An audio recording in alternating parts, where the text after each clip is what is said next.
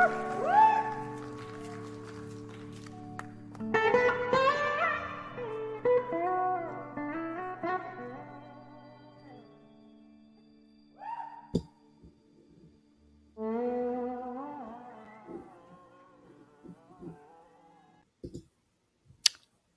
is up? Welcome to the unofficial Tedeschi Trucks podcast. This is episode number 80, and I am Adam Choit. I hope the sound is working out there and everybody can see me and hear me for this live stream. To follow the show, it's at Tedeschi Trucks Podcast on Instagram. Just search Tedeschi Trucks Podcast on YouTube. If you're already watching, you are there. That's my channel, of course. I'm at Adam Choit on Instagram, and it's the same on Twitter if you want to follow me. And please be sure to subscribe and give the show a positive review on Apple Podcasts. That is helpful and appreciated.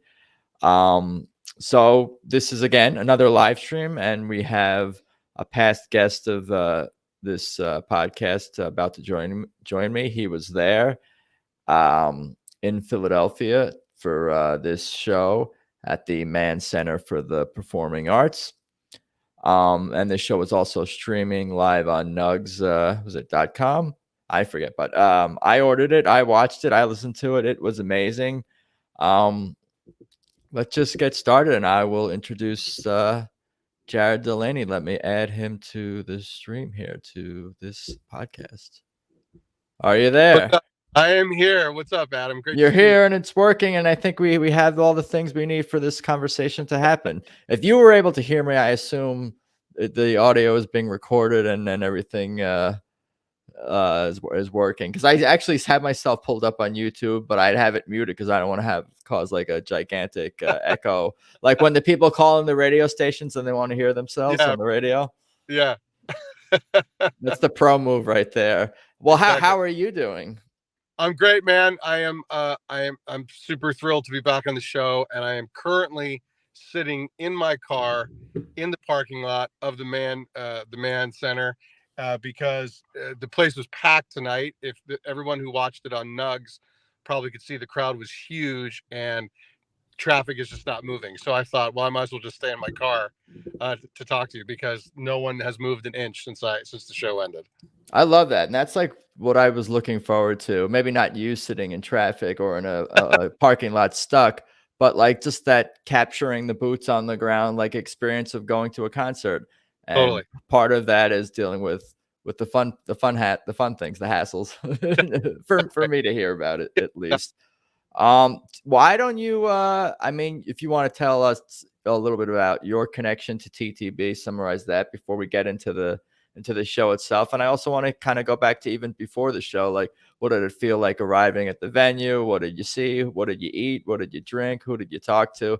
And then we'll get into the set list and kind of see where the conversation goes from there. So tell me about how you got connected to TTB and how you ended up at the show tonight. Yeah, I'm happy to. Yeah, I first came across TTB right when Revelator came out. I mean, I knew Derek Trucks. I was a fan of Derek, and I knew Susan's solo work. And then I forget when exactly I heard that they had sort of joined their bands to form this new group. But I saw the very first tour, the Revelator tour, up in Maine, of all places, and I have been a hardcore convert ever since. So tonight was my 33rd or 34th show. So it's somewhere around there. So I'm always like, whenever I come to see TTB, and I'm sure everyone listening feels the same way, like I just get excited on my way to the venue, no matter where the venue is. I know that no matter what it is, it's going to be an excellent show, and it's going to be joyful, and it's going to be a great community of people. And so coming up here to the Mann Music Center, for folks who aren't familiar with this area, the Mann it's a really beautiful venue. It's sort of like, I don't know, it's like a Tanglewood, if people are familiar with Tanglewood up in Massachusetts or things like that. It's an amphitheater, but it's wooden. So it's got a really warm, lush sound to it. And it sits on top of a hill in Fairmount Park, which is the largest park in the Philadelphia area. And from the top of that hill, which is where the Mann Center sits, you can see the Philadelphia skyline. So it's a really beautiful place to see a show in the summertime, especially when you're on the lawn, because you can hear these great musicians play while you're looking at the Philly skyline. So it's really incredible to be here for that. Tonight was special for me in particular because a good friend of mine, my buddy named Sean, he had never seen TTB before. This was his first show, and he was really excited. And after it was over, I turned to him, I'm like, "What'd you think, man?" And he looked at me, and his sort of jaw was had dropped to the ground. He's like, I don't even know what to say. I don't even know what to say. He Wow. kept saying masterful and complex and joyful and all of those things. And he immediately asked me, what studio albums does he need to get? He asked me what specific live shows he needs to listen to. So we got another convert on our hands. It sounds like it. Yeah, Yeah, that's so something. it was really cool. And like I said, this is a great venue. It was, like I said, absolutely mobbed. I was actually here, this same space, a few weeks ago to see the Robert Plant, Alison Krauss. Oh, just lost my lights. Hold on. I'm sitting in my car. Where are my keys at? Let me turn my my lights back on. But I was here. I was here a couple weeks ago to see that show, and I would say that this. Sorry about that. It's all good. This crowd, the TTB crowd, is significantly larger than the Robert Plant crowd. I that surprises me, but it's a significantly bigger audience than the Robert Plant show, which is pretty cool. Yeah, so, interesting. Yeah, so we got in here. I got here early. Got here in time to see the Gabe Dixon band, which and he was excellent. You know, he was playing with a 3-piece. Him and I got here a little late, so I missed the names of his bass player and his drummer, but they were tight as always. And Gabe is a great singer-songwriter, so that was excellent. And then had some pizza in between sets, and then Los Lobos came on, and I'm a huge Los Lobos fan. I think they're one of the great bands that we have. I don't know why Los Lobos isn't in the Rock and Roll Hall of Fame. I think that they should be. And they were dynamite. I mean, I don't know if, I guess Los Lobos wasn't on the live stream except for, when they came, but they blew it up. They were unbelievable. So that was amazing. And then I have another couple of friends that were here, and my buddy Sean and I met up with them, and we were sitting on the lawn together for TTB, and it was just another unbelievable show. Yeah, sounds like it. And this is like your hometown show, because that's like your yeah. Does that make it more special? Because you've been to 30 plus shows, you said. So yeah, obviously, some of them have not been hometown shows. Right. Some of them haven't been. It's always great for it to be a hometown show. There's something that feels really good about it. I like to see. It's great for me to see how well my hometown responds to TTV, and we have a really enthusiastic audience here in Philly and some pretty serious music fans in this town. So that's really cool to see. And then it's also nice to just like go home and sleep in your own bed and just sort of like listen to TTB on the ride home, listen to TTB as I'm falling asleep, listen to TTB when I wake up in the morning, especially on a Saturday. So it's really special to be able to do that. And I've seen them all over Philly. I think I've seen them in every venue they've played here in this town. So it's really great to always experience them here. Very cool. Yeah, it looked like, just before we get into the set list, it looked like how you were describing the venue, like on Nugs. There weren't too many shots of the audience, and like the venue that I saw was mostly focused on the musicians, but there were some cool looking shots and of like the sunset and like like the little sky that peak poking through the amphitheater area. It looked like a really nice environment for a show over there. It's a really beautiful spot to see some music, and I encourage anybody who comes to Philly to check out a show here. And this is one of those joints where they do all kinds of stuff here, like the orchestra plays here, right? And like they show movies here, and they do all kinds of things. So the Mann is a really great place to see a show and to spend some time. And like it's my buddy and I were saying this tonight, it's like a perfect summertime venue. It's really lovely to be out on the lawn and feel the breeze and look at the sunset and look at the skyline and hear some incredible music. It's a great place. And it looks like you get some shade there too. If it's too hot, some of You it do. is in Yeah. shade. Like that's a possibility. That could be a nice thing in the summer as well. Absolutely. Yeah, for sure. Yeah. There's definitely some nice places to cool down, and they've got some good food here, and good stuff to drink. And yeah, so it's a great place. I recommend it highly. And the sound is excellent. The quality of the sound at the Mann is really, really good. I think because of how it's constructed out of all this wood, it's just got this really warm sound. So it's always really nice to see a show here. Oh, let's get into the set list, shall we? Yeah. So they opened up the whole show with, or they opened up with Crescent, the whole album from start to finish. Did you know that was coming, or anticipate that would be a possibility? I thought it might be a possibility. I had been looking at the set lists, and I know that the last several shows they've been kind of inserting that whole record, in different points. Right, that's interesting. It is interesting, but I don't think they'd opened with it yet, right? That was new, I think.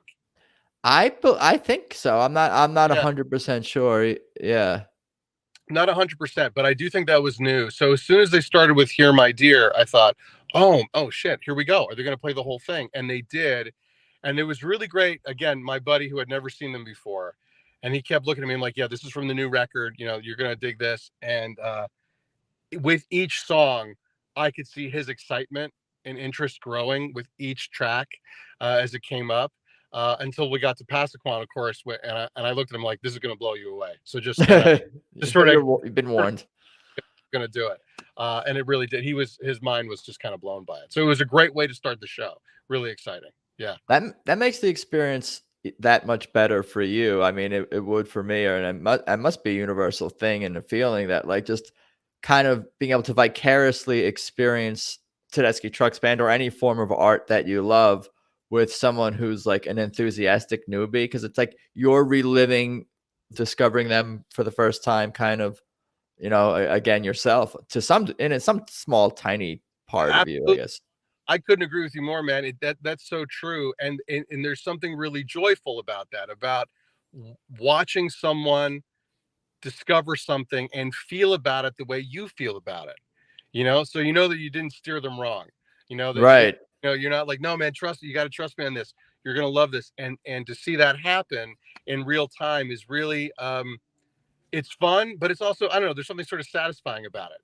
And it's also, it feels inclusive, right? Like like I said, like you are now a convert. You are now in the group. You are now in the Swamp family. You are now a member of this. So that's pretty cool to see that happen in real time. It's one of the few things in life where you can actually convert somebody to something that's sort of new, like to someone to change their religion or political beliefs, or even more dramatically, their favorite sports teams. Those are hard conversions. But if you just see a Tedeschi Trucks Band concert and you're open to music and new music that you haven't heard, there's a very good to excellent chance that you will be a convert, like you describing, because this person's life, probably has changed in some ways, to be honest, because it's how they're going to be spending their time, and what they're going to be ingesting and digesting through their ears and through their soul will be TTB and a different form of art that they've probably not experienced before. Maybe I'm being dramatic. No, you know what? Maybe, but it doesn't feel too dramatic to me, because my friend, so this buddy of mine, he's a big music fan, but he only peripherally knew TTB. Like he knew of them. He didn't have any of their records. He'd never seen them live. So he only, knew a little bit. And to have him say to me when it was over, like, what do I need to listen to? Tell me what I need to get. What do I need to buy? What do I need to download? And after I told him, I said to him, so you want to come back with me? You're going to come back with me to see the show? He's like, you just tell me when it is. You tell me when it is and I'll make it happen. And that, I love it. Like that kind of a change. And it's really cool. It's really satisfying to see that. Yeah, for sure. What else about Here, My Dear? Derek had an awesome solo outro. That was amazing. Those are most of what my notes are, because I got notes here. It's just me writing Derek solo. How awesome was that? Alicia sounds great. Susan's a powerhouse. I mean, there's going to come a point where it's like me writing notes for every song is probably may not entirely be worth my while, writing down awesome solo, but you know what? It does kind of bring me back a little bit to that moment and that feeling. Like there's a reason why I'm writing down like Derek solo amazing here or whatever it is, because that was important for me to, I don't know, feel that and experience that, and at the time, Absolutely. No, worth noting.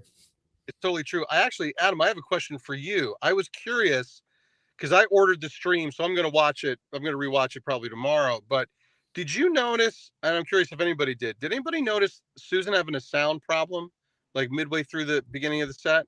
There were there were a few little problems throughout the show. Nothing major, of course, but there were some like high pitched squeaks or something. I don't know if that was her mic. There's a couple of squeaks, and there was a couple of moments where I was like, "Oh, did Susan come in late there, or did like someone come in early?"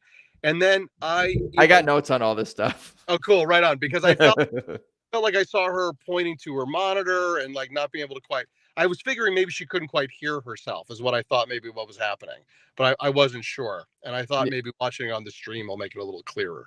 Yeah, maybe it will to people who are super in the know with the technical stuff and what was exactly going on there. I'll give you my theories when we get to that. It was during Anyhow, I believe, and that was the lyrics thing, and then the squeaking, I forget when that was, but that didn't seem to. There was only like a few. They seemed to resolve that fairly quickly.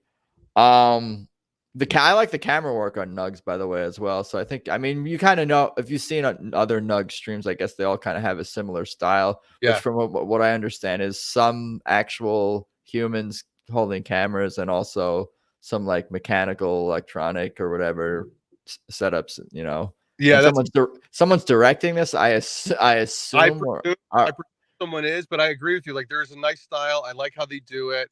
It's very professionally done. It's rare that they miss something important. Cutting to someone soloing or anything like that. So I'm excited to watch the stream. Later tonight or tomorrow on my own Nugs at home. So I'm looking forward to that.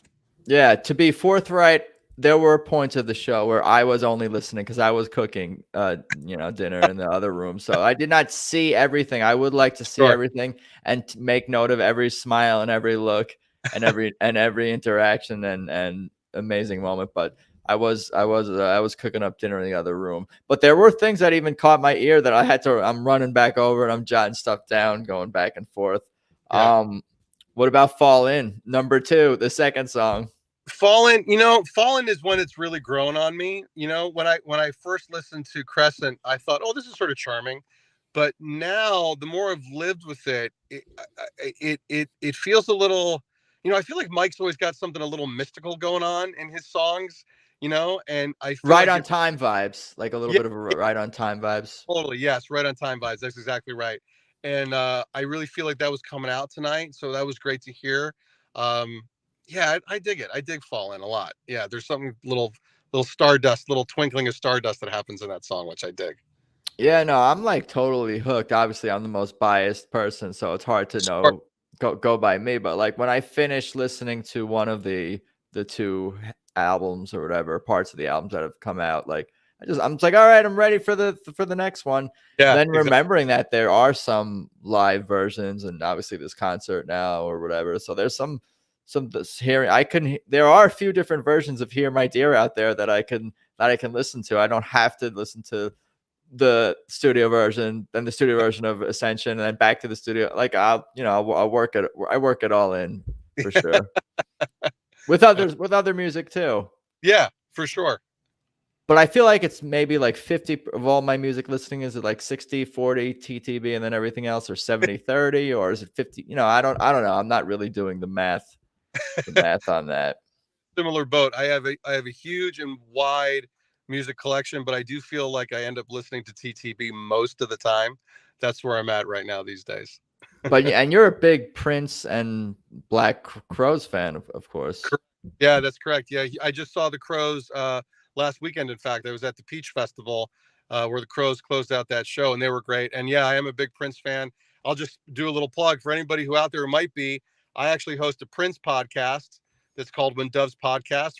We just sort of recently wrapped up our 2nd season. You can find us wherever you get your podcast. It's a fun little show, so check us out over there. And of course, Prince, people don't realize this, but Prince also really enjoyed a long jam. Prince liked to jam. So Of course. there's some crossover there a little bit. Definitely. What about I Am the Moon, the song, the third song? Oh man, I gotta tell you, I love I Am the Moon. I love I Am the Moon. I love how I feel like it, especially live. This was my first time hearing it live in person. And I feel like it starts off so intimate. And then by the end, it feels like it fills the entire sky when you get to the end of it.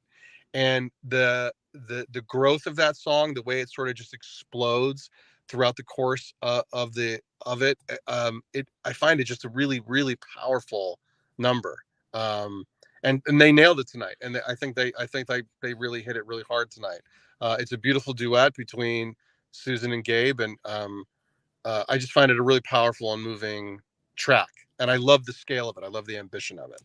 Yeah, it's funny the way you describe that song, which it makes me think of another song, "Still Your Mind."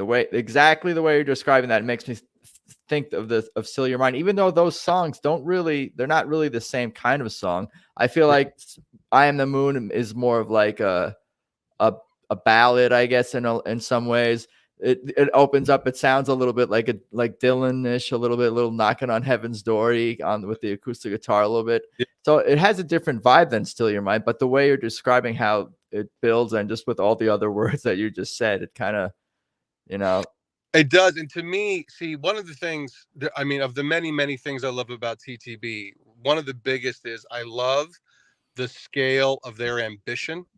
I love that they're not afraid to go big, to have a big idea, to really try to embrace something larger. And the whole breadth of this I Am the Moon project just knocks me out. I love the scale of it. I love the scope of it. And to me, when you start with Crescent, the first song that gives you a hint of the size of this idea is I Am the Moon, that track. And I like being swept up in that ambition and the what's the word I want, like the audacity to go for an idea that's this big, that's this complex, and that song does it, I think.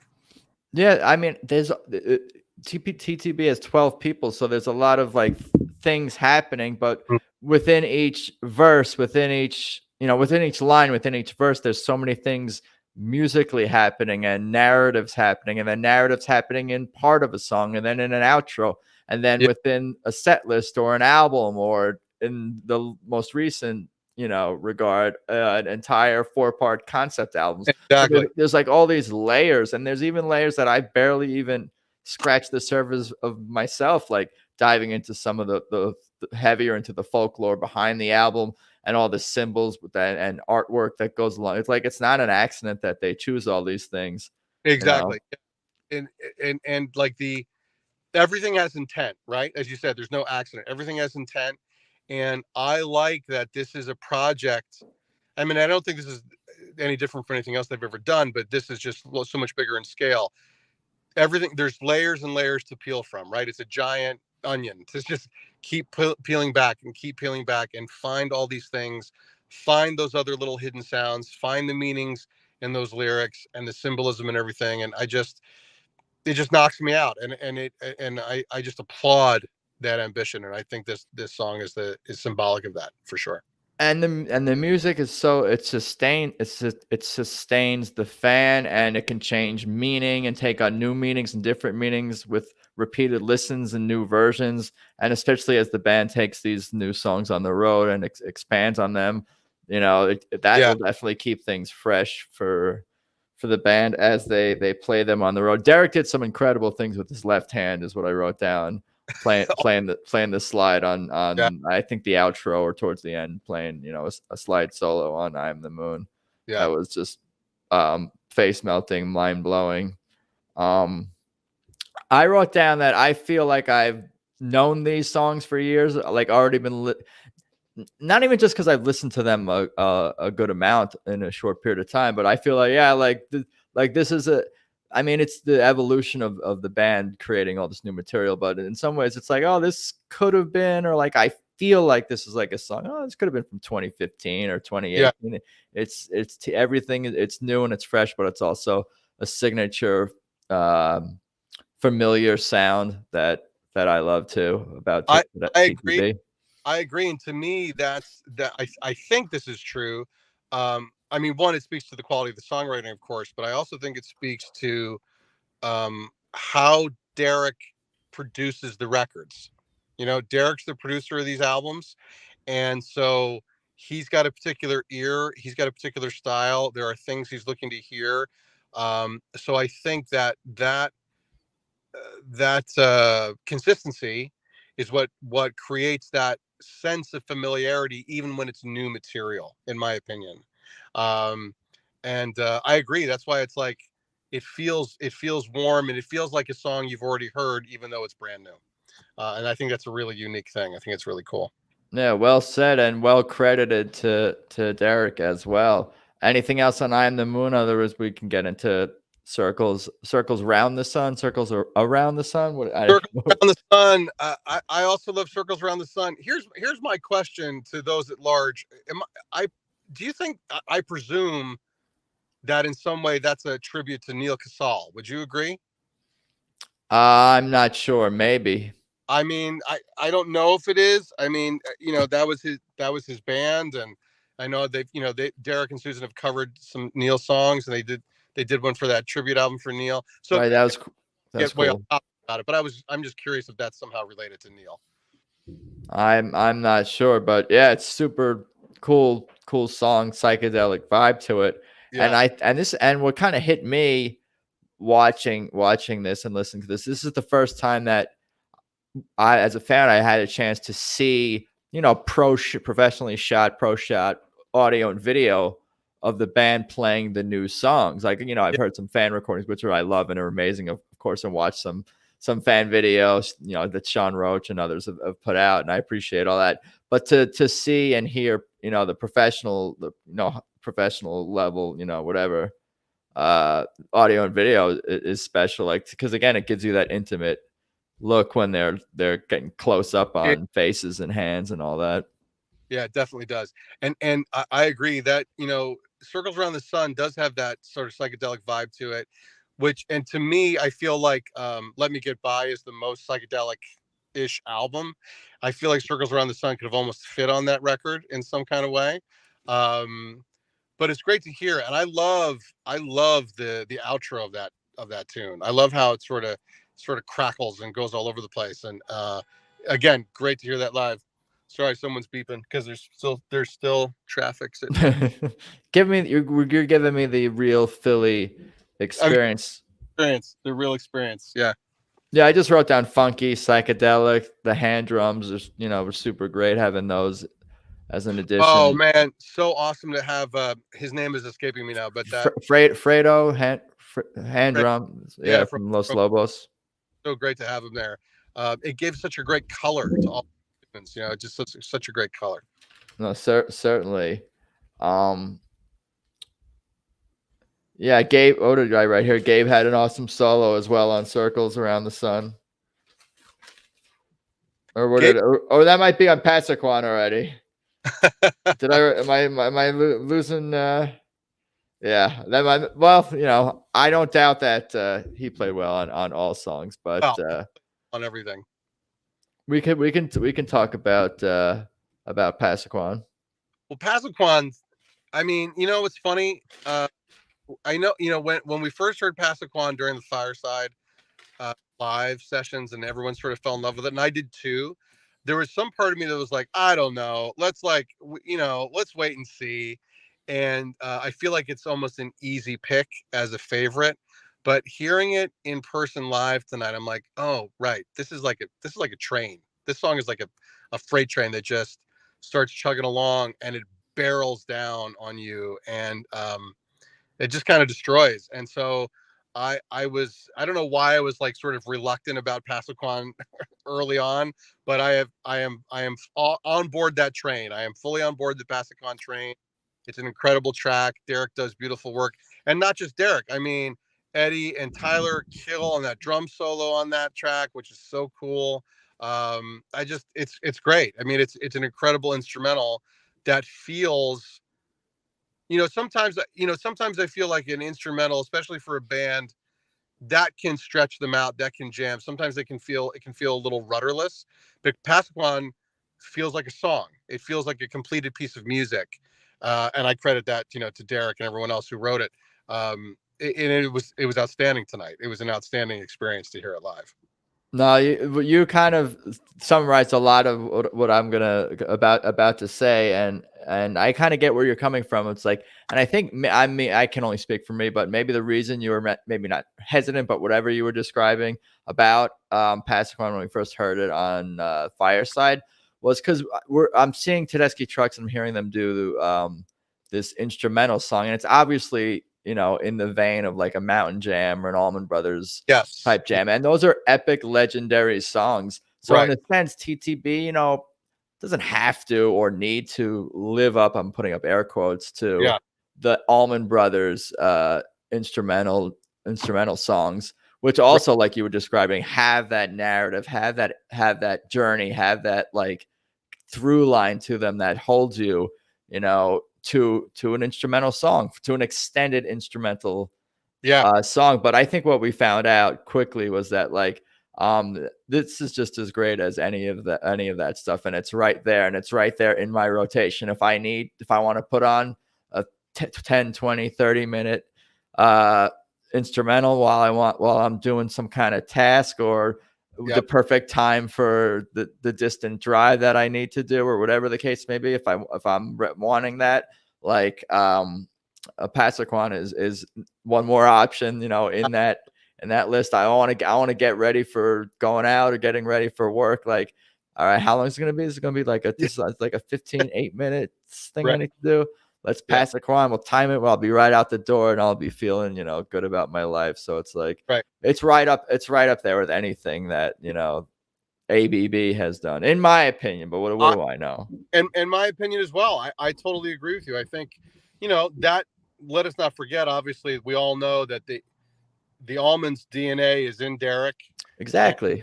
And the Allmans, and like I said, I was just at the Peach Festival, which is essentially an Allman Brothers festival, right? They started that festival.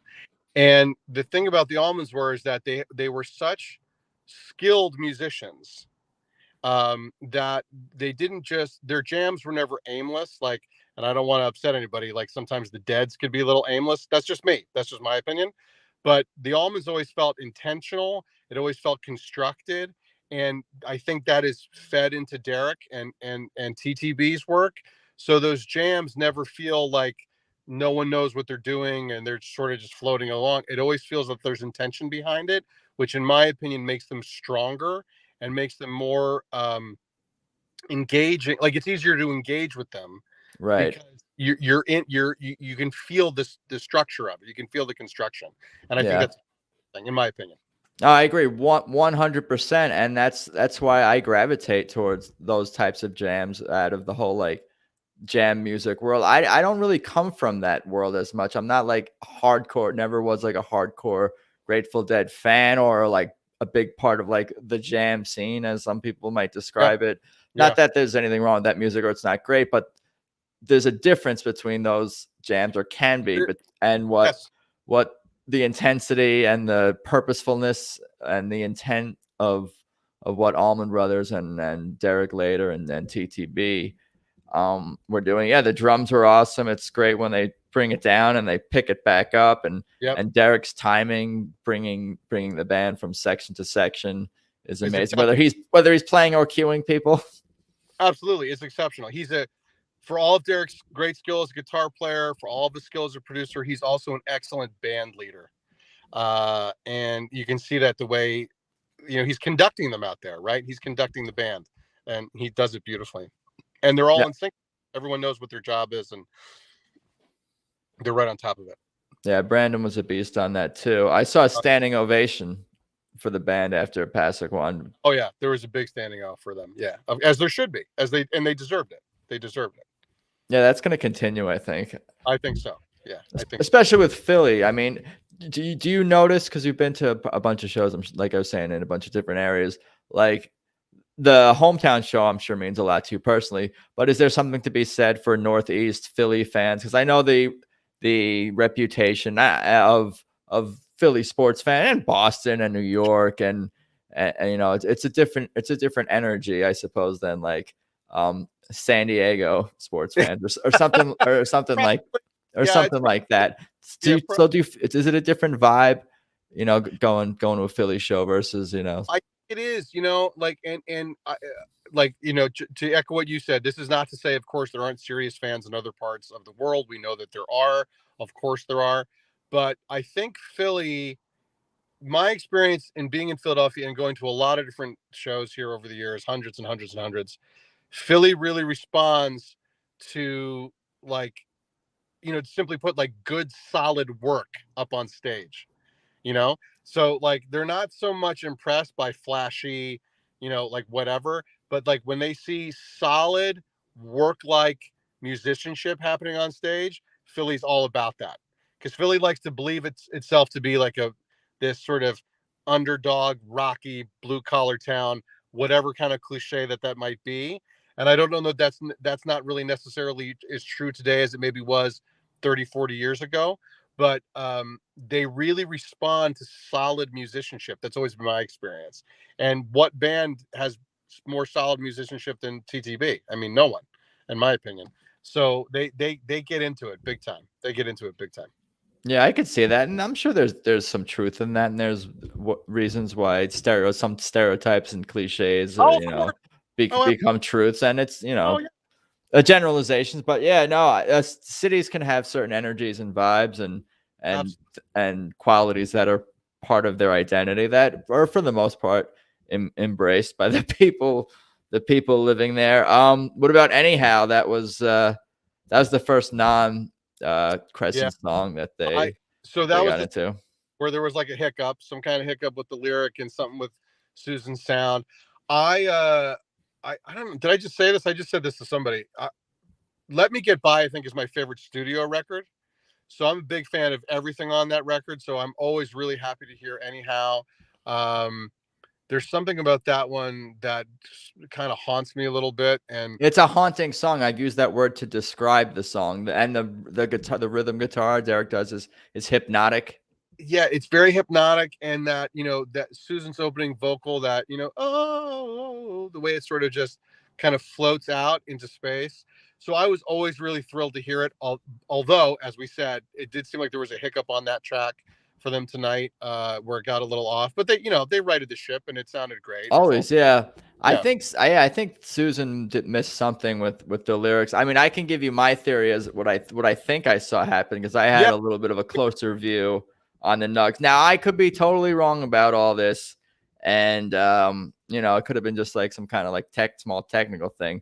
But it looked like Susan like missed like she either sang the wrong part at the wrong time, and Derek kind of looked like he was starting to get not like a tiny bit like annoyed even by it, which you can see when there's like a camera like jammed yeah. in your face. But of course, like the band like picked it up, and then I think towards the end, you still there? Where'd he go?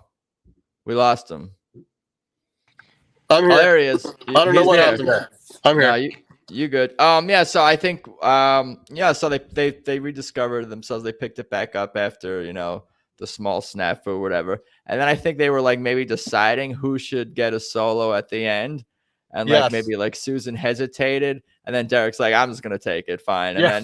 then Yeah. she's like, no, I want to play her, or like then or he pushed her again or something like that.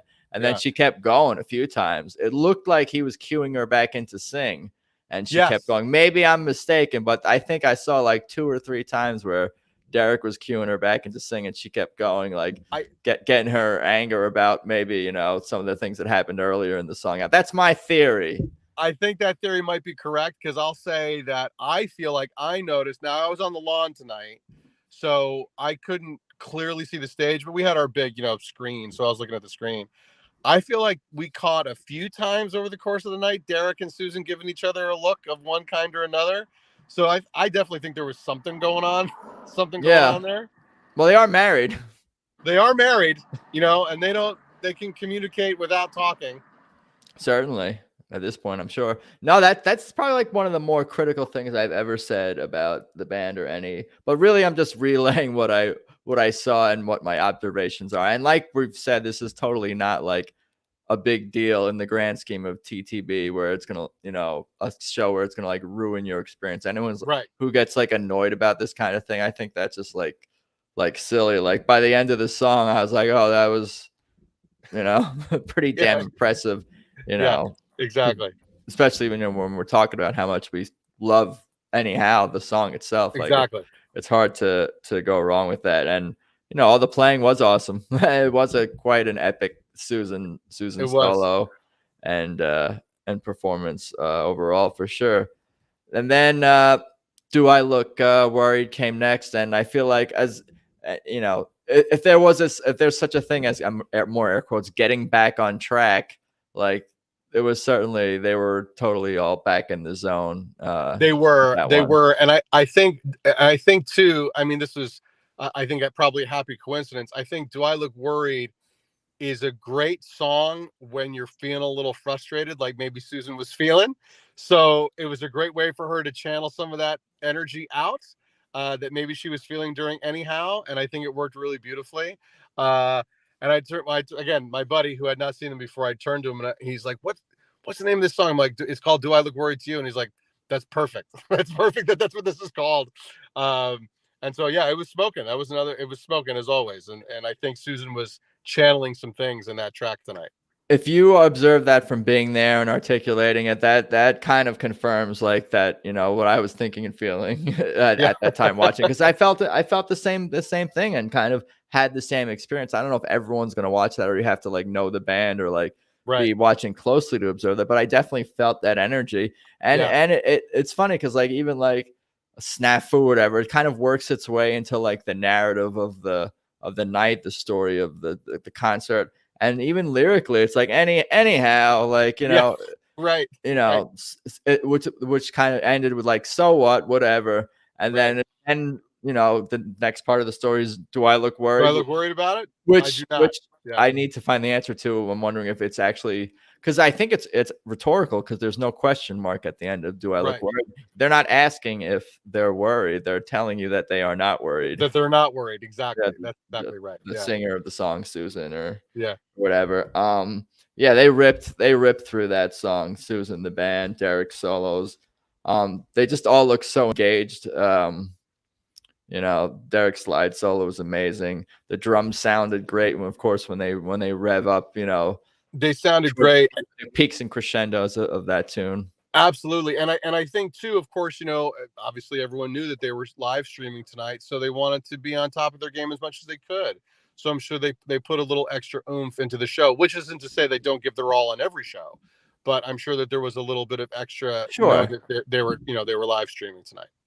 No doubt. But I think this was after Do I Look Worried, and right as So Long Savior, the next song was popping up. But there was like this moon with like a butterfly kind of thing behind the stage. What's that all about?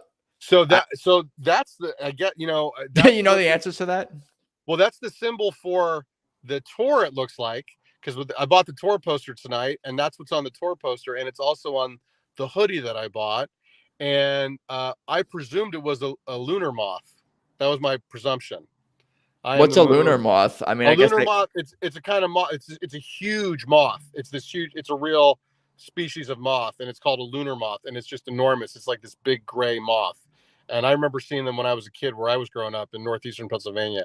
So that's my presumption that it's a lunar moth, because it's related to the moon. That's my guess. No, yeah, that sounds right to me. It's funny because I have a TTB hoodie as well, and I didn't even notice it. I was like, oh, it's a cool hoodie, whatever. I want to get that. And then my friends we're like looking at it together, and we're pointing at the different symbols, and he's like, that one's Revelator, and I'm like, yeah, that one's made up mind. That one's from Let Me Get By, and that one's Signs there. And I'm like, I didn't even notice that. Like, again, layers. Yeah, layers. So Long Savior. Man, I love the dirty swamp feeling of So Long Savior. I just turned on my air conditioner. Is that too loud? Can you hear that? You're good. Okay, cool. I love that dirty swamp feeling of So Long Savior. I love that dobro slide guitar on it. It feels like you are just sliding through the mangrove trees, and that song to me, it was really cool. I didn't realize this. Does Gabe play the drums on that on the track? Because I'm not sure on the track, but obviously Gabe played the drums on that, and Isaac was on guitar. They're yeah, starting to do the rotating thing, yeah, which was which was cool to see. really cool to see. And when I saw them sort of switch out, I was like, oh shit, I didn't know they're oh cool, that's cool. Um, so that was awesome. I also thought, and I'm curious if you caught this, did Susan also have trouble on that track hearing herself? I'm not sure. I thought I kept catching her like with her ear to her monitor, like as if she couldn't hear.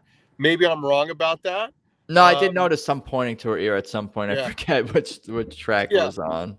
But it was I'm a big fan of that track too, and it was really cool to hear it. I just love that swampy, dirty, filthy feeling of it, which feels appropriate to the title of "So Long, Savior." Like get out, you're not real. This isn't real, and it feels grungy, and it feels like you're slipping along in it, like through the moss or something. I love it. So it was really cool to hear that live. Yeah, it's the type of song where I mean, it can fit into a TTB set list and be one of their like archetype type blues songs. And I think it's the type of song, just having this thought now, that like blues masters of the past, and even of course blues masters that are still around, would appreciate and have, ultimate respect for a song like that. Like Absolutely, yeah. that could be like a Howlin' Wolf song or something like that. For Totally, sure. it's a Robert Johnson at the Crossroads song, Right. right? I mean, that's what it is. So yeah, it worked really well for me, and I liked it a lot. It was really cool. Yeah. World is a Ghetto, number 9. So I Right. love, as I said, Los Lobos. So I'm always really happy to see those dudes come out. Again, I'm not sure if it looked like this on the stream. I thought maybe there was a little miscommunication in the beginning of World is a Ghetto. I felt like there was something was off in the beginning, but again, they righted the ship, and I love how they flowed into it. And I love Los Lobos. I particularly love David Hidalgo. I love his guitar playing, and I actually love his singing. So it was great to hear him sing backup on that track. And it just felt really full. And this new, for folks who maybe are Los Lobos fans, the newest Los Lobos record is a covers album of all, LA bands, and they covered The World is a Ghetto on that album. It's called Native Sons. So it was great to hear it live. And I enjoyed it. I mean, they stretched it out a little bit, which was cool. And so I thought it worked, but again, I don't know what you thought, Adam, but I did feel like there was something not quite was together when they started. That's what it seemed like to me. I may have missed that, but I did write down that the vocals did sound great. All the harmonizing with everyone on stage. Harmonizing was excellent. We had some good sax solo in there from a guest sax player from Los Lobos. Yeah, that dude's name is Steve Berlin, and he's an unbelievable player. He's great. And some great guitar work in there as well as always. As always. Yeah, and then they stayed on for Keep On Growing, I believe. They did. And my buddy who didn't know TTB that much, he was thrilled. He knew Derek and the Dominoes. He was thrilled to hear Keep On Growing. And they always killed. I feel like they've made that song their own over the years. It almost feels more like a TTB song than a Derek and the Dominoes song to me anymore. And it's just so joyful. And like where I was up on the lawn, man, people were dancing all over the place to that tune. It was great to see, and it's just like a hopeful. It's a song about hope, and people were into it, and they were dancing all over the place, and there was great guitar work on it tonight, as there always is. It felt really full tonight. With the dudes from Los Lobos on there, it just added to the sound. It's a big song, and it felt big in the space tonight. Yeah, and you don't get two of the same Keep On Growing. Every version is different, especially when you bring guests on. Absolutely. As well. Yeah, it's always a little different, which was really cool. Yeah. Yeah, no, I could see how it could be. You could feel like it's a TTB song, I guess, because it was never really performed live by the original Derek. Was it? I don't know. No, I mean ever... the Derek and the Dominoes, as far as I know, never really toured or anything. Right. You know? I mean, I guess I'm presuming maybe Clapton did it live here and there. I'm not a Clapton scholar, so I can't speak to that. But Right. the way TTB has played it, and they played it long before they did the Layla project. Obviously, as we know, with Trey Anastasio, I feel like they just own it so much, and it just sounds great. It just sounds great. They just kill it. They kill it every time. 100%. What about La Di Da, number 11? Yeah, La Di Da. That was the only other tune we heard from what's it called? Descent. Ascension. So good to hear it live. I was hoping we were gonna hear Hold That Line. I've really fallen in love with Hold That Line, but whatever. That's another. We'll get there sometime. It's coming, great. I'm sure. It's coming, I'm sure. I love to hear La Di Da. It's another song. I mean, I've been listening to the two records. I'm sure all of us have, like, just back to back, just constantly. And La Di Da is it's lovely. I mean, it's just a lovely song, and it felt full, it felt rich, and it worked for me. And it also, I think, was a nice follow to Keep On Growing, because Keep On Growing is so big, and this, La Di Da is a little bit more medium sized, and so it worked as a nice transition to the next part of the show. Yeah, there's certainly a method to the madness. Yeah, it has like a timeless quality. It has like almost like a barroom sing along kind of vibe to it, even, which is like I was saying previously, a Stonesy, soulful kind of feel to it. Even a little Dylan in there. Yeah, I'm a huge fan of that one. Yeah. That one will pick up your spirits, I feel like. It will. I agree. It really will. Yeah. You don't need medicine. Just play that song. Just play that track, man. You'll feel better. Right. You broke your leg. Listen to that. Now, Midnight in Harlem came next, and of course, Kevy and Derek set the mood for that, as they always do. And I turned to my buddy. I knew what it was. Of course, we all recognize it sort of right away now. And I turned to my buddy and I said, "So this." I'll be curious what everyone who listens to the show might think about this statement, but is this their greatest song? I mean, it's certainly become their Stairway to Heaven, their Hotel California. It's their signature song. It's not necessarily their greatest song, but it's their signature song. It's their signature song. And I turned to my buddy and I said that, and I've always, we all love Midnight in Harlem. I've always loved it.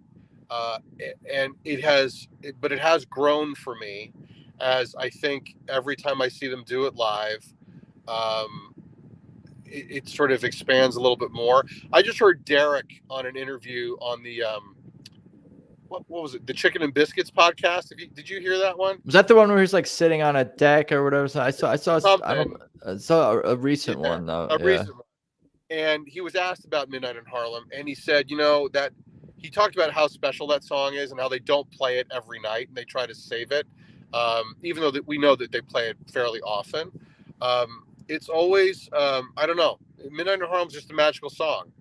There's just something magical to it, and it feels, I don't know, ethereal in some way. And hearing that the Derek and Kevy intro, I don't know, man. It's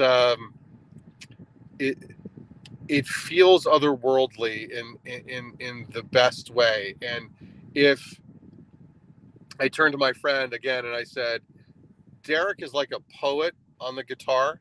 He's such a lyrical player to me. And I think Kevy is such a lyrical player on that horn, on the sax. And, we know he can sort of get beboppy and he can get like sort of free jazzy, and it's awesome. It's awesome when he does it. But he can play with such subtlety. He can play with such depth of feeling, and the control that he has when he plays those low notes on Midnight in Harlem. It's just a killer. It's just a killer. So it's always a joy to hear Midnight in Harlem. There's no doubt. Yeah, I've ran out of things to really say. I don't know what else there is to say about it. Like, just I wrote down, Susan is powerful, Derek on point once the song gets going. Like, especially being there and experiencing it, again, through your friend who's new to TTB. That must have been, It It's was like your first Midnight in Harlem live. Here you go. exactly. Yeah, exactly. He turned to me when it was over, and he was like, "I don't even know what to say." I'm like, "Yeah, I know. I know you don't, and it's okay. It's okay that you don't know what to say." Yeah. What about that? Did it 13? Well, I mean, listen. So anytime we get to see Susan show off, like I'm here for it. You know what I mean? And not only vocally, we all know about her power as a vocalist, of course, but you know, again, through the eyes of my friend, he looked at me. He's like, I didn't know she could do that. I'm like, yeah, Susan can do that. She can do that on the guitar. She's you know, she's so gifted, and she, you know, her style is so different from Derek's. Obviously, also as we know, right? It's got a sharper point to it than I think Derek's does.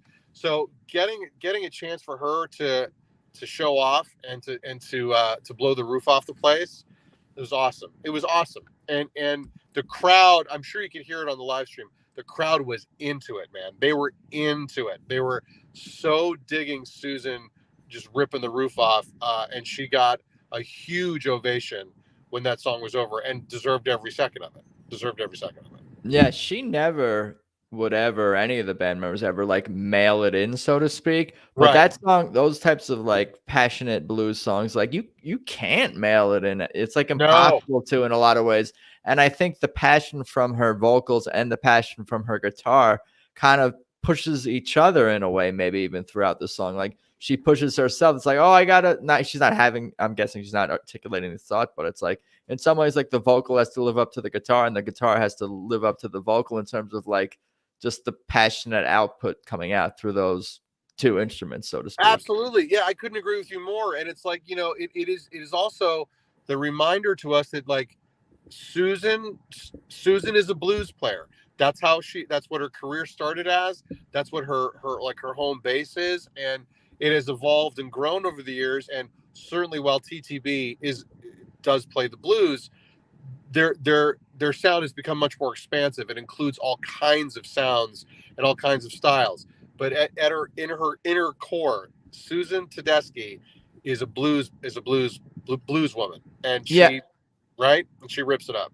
Yeah, I think in some ways, and I'm sure the band knows this, and Derek knows this. It's like the set is not really a set list is not really completed unless you have at least one or two or more like Just Won't Burns or Yes. I Pity the Fool, Right. or you know That Did It, or you know those types of songs. Yes, I agree. Those more traditional, I guess, blues tunes. Bound for Glory was next. Bound for Glory, which is another one. You know, Bound for Glory is another, like, to me, it sort of lives next to Midnight in Harlem as kind of a giant song in their repertoire. It's a great closer for a set. You know, it's so big, it's so joyful, and then of course you get this stunning Alicia vocal at the end, which I'll listen to Alicia do anything all day, every day, you know? So getting to hear her rip it up and have her moment is so satisfying to me. I don't know if folks out there have listened, but that her solo record that came out earlier this year, what was it called? Lotus Land or Lotus something? It's incredible. It's an incredible EP that's worth a listen. It's so different from TTB sound, but I love hearing Alicia and getting her moment. And Bound for Glory is just like, it's just a giant. It's just a giant that's sort of a colossus that's striding across the face of the earth, and it's just great to hear. And you know, here's my only critique. This is my only critique, and it's very minor. Is that I think it's tough to come back on after you've done Bound for Glory. You know, it's tough to come back after that. Like, I feel like maybe that should be an encore song or something, you know? Well, I'm sure it has been. Yeah, but that's what it was. It's still kind of like considered, you know, where it was tonight as before the pre-encore as a closer, so to speak. Sure. It's like it's the fake closing song. Fake closer, right? It's a fake closer, yeah. Fake closer. That's yeah, no, Gabe had a great solo on that. Susan was smiling and the band looked like they were having fun during that one. Derek with an awesome slide solo to intro the song. Alicia was giving us the power and like made me, think of like Tina Turner back in the Absolutely. day, like that sort of real, like, Absolutely. show stopping, like, you know, Yeah. The power and the glory of slithery, Alicia powerful Moore. vocals. Yeah. Yeah, exactly. It's church. Like It's totally church, man. It's totally church. It's totally church. I agree. yeah. So that was the fake end of the show. And then we Yeah. had an encore, and they came out and did Playing with My Emotions. Yeah, which is Off also great to hear Ascension. live. I've become a big fan of that one. That has a real, to my ear, that has like a real 70s vibe to it. Like a 70s sort of like, I don't know, like 19. Soul Motownish a little Yeah, bit. a little bit, little Motownish. Something about that like electric piano riff that's in there feels very 70s to me. But I dig it, it's also a song that's very clear about what it's about. There's no like deep symbolism in it. It's like, this is what it is. People screwing around with each other's feelings and fucking around with each other. And that was my first live hearing of that one, and it works for me. I will say again, like minor criticism. I don't know that I would use that as an encore song. Maybe I would put that in the middle of the set, but I'm not complaining about it. I was thrilled to have heard it, but just the energy, it's got a more sedate energy than a Bound for Glory has, or do you know what I'm saying? And that's Yeah. that's not a bad thing. It's just that when you're coming in with an encore, I don't know if that song is going to stay there. We'll see. Maybe it will. Yeah, it probably won't stay, but I think just because I think would have to like look at set lists to really like study this. But I feel like that if they're gonna be a type of band that typically plays two songs at the end, and the Yeah, last song is probably gonna be a longer song. That yeah, one before it is kind of like it's like, well, let's just play whatever, because everybody, it's like the happiest and most attentive all fans are gonna be. It's like, no, true. one more, one more. It's like, That's true. okay, you're at our mercy now. You're gonna listen to whatever we want to play. So it makes sense that they would want to put something newer That's like true. in that slot. That's my thought. I bet that second to last song has had a lot of variety in it over the years. This, that's part of the encore. I'm sure that you're right about that. I think that's a really good notion about it. And I also know that we just got the second record. They're still road testing those songs, so all of them are going to get trotted out at some point, so we can hear them, as they're figuring out how to play them live and how they work live. So it was great to hear. I mean, I loved hearing it. It was great. And Yeah, I would be a terrible, terrible test audience member, because I'd be like, "Yo, that's so awesome right there." Do you have any other feedback, Adam? Nah, you're good. No, It you're sounded good. great. You guys are good. You got this. Yeah, Get What You Deserve is what they finished with that, with the show with. Which is a barn burner every time. It's a barn burner, and it's so awesome to hear Mike, rip it up on his vocals there. And I, love when he hits those falsetto high notes at the end that he was hitting tonight. It's so great to hear him go up there. So it's just, that's just slamming the door. That's just a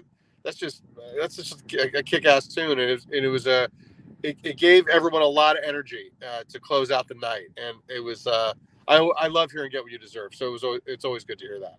Yeah, I wrote down Blistering, for sure. Then that Susan intro guitar solo, her bring us into the track. That was mean. That was some real gritty, powerful, guttural sounds coming out of the guitar. I loved everything she did right there. Too. I loved it too.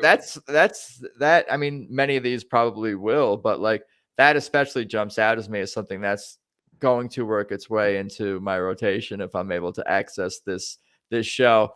Because I guess I have, you have your TT. I mean, obviously you can listen to songs like straight through albums or like full concerts, but I might need some cardio or working out TTV songs. Yeah, that's right. And this would be one.